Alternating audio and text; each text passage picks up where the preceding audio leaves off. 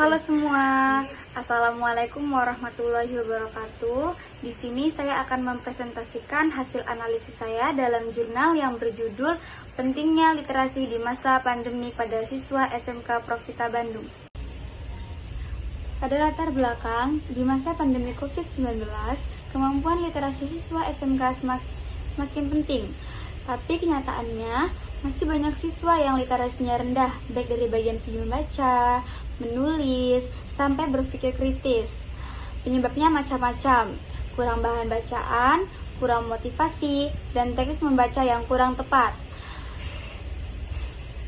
Tujuan dari makalah ini untuk mengidentifikasi berbagai bentuk kesalahan berbahasa yang terdapat pada teks atau sumber esai analisis, menjelaskan penyebab terjadinya kesalahan bahasa, baik dari segi ejaan, huruf, kalimat tidak efektif, dan penggunaan unsur serapa yang tidak tepat, memberikan contoh dan pembahasan mengenai jenis-jenis kesalahan berbahasa agar pembaca lebih mudah memahami bentuk kesalahannya. Manfaat dari analisis ini adalah menambahkan pengetahuan pembaca tentang berbagai jenis kesalahan berbahasa yang sering muncul dalam teks, meningkatkan keterampilan berbahasa terutama dalam hal ejaan, huruf, kalimat tidak efektif, penggunaan unsur serapa yang tidak tepat, mendorong pembaca untuk lebih teliti dalam menulis maupun berbicara sehingga dapat menghindari kesalahan berbahasa.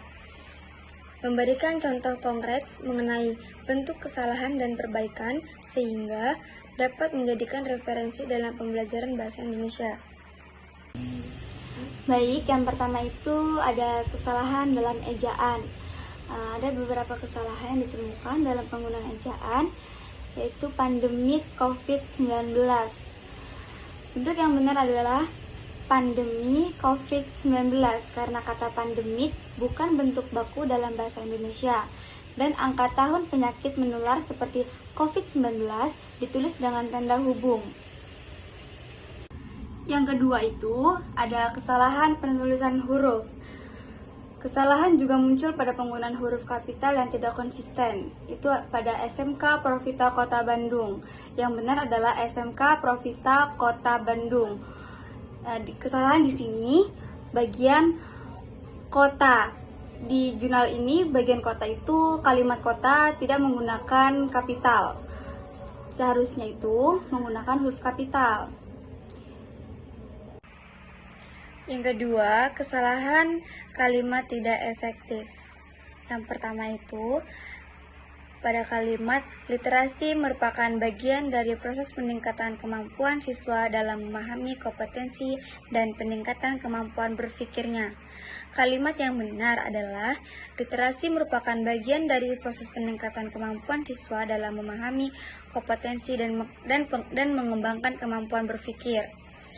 Yang kedua itu, gerakan literasi sekolah GLS adalah wujud keseriusan pemerintah dan sekolah dalam memaksimalkan literasi di sekolah. Kalimat yang benar adalah gerakan literasi sekolah GLS merupakan bentuk keseriusan pemerintah dan sekolah dalam meningkatkan kegiatan literasi. Yang ketiga, ada kegiatan penyuluhan yang diadakan di SMK Profita Kota Bandung. Ini menjadi kunci dan memupuk kesadaran siswa akan pentingnya literasi. Kalimat yang benar adalah kegiatan penyuluhan di SMK Profita Kota Bandung menjadi sarana untuk menumbuhkan kesadaran siswa akan pentingnya literasi.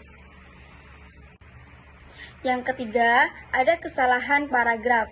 Beberapa paragraf terlalu panjang, mencampur ide utama, dan pendukung tanpa pemisahan jelas. Dalam bagian pendahuluan, satu paragraf membahas 3 hal sekaligus, yaitu tujuan, kegiatan MPLS, dan definisi literasi. Sebaiknya dipisah menjadi 3 paragraf. Yang pertama, tujuan penyuluhan.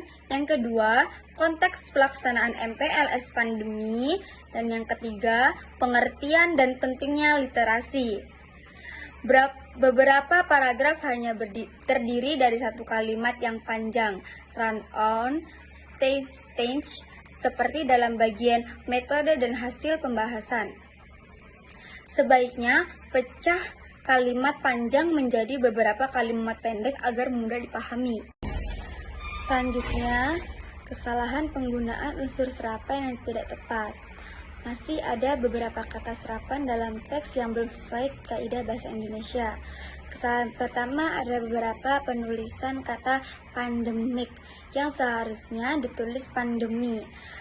Kesalahan berikutnya adalah penggunaan istilah asing seperti online learning, Zoom, Google Classroom, Google Form, dan WhatsApp.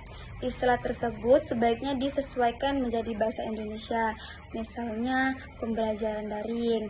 Sedangkan kata seperti Zoom, Google Classroom, dan WhatsApp harus tetap ditulis dengan huruf kapital karena itu adalah nama aplikasi. Sekian penjelasan dari materi saya. Semoga bisa bermanfaat dan mudah dipahami. Terima kasih semuanya. Wassalamualaikum warahmatullahi wabarakatuh.